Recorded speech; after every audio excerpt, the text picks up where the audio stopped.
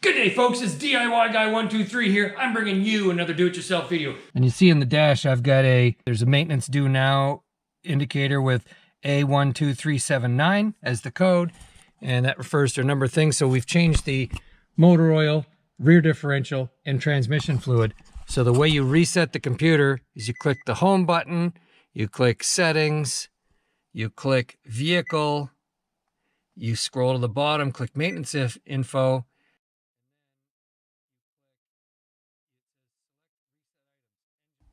select reset items. Okay. Engine oil, tire rotation, air filters, transmission oil. I didn't do the spark plugs, engine coolant. Wow. Okay. So here's what we're going to pick. Engine oil. Would you like to reset the maintenance information on oil? Yes. And then I'm also going to reset transmission oil. 3. Pick that. Would you like to reset the maintenance information on the oil life? Yes. To reset the rear differential fluid life, you pick all-wheel drive oil.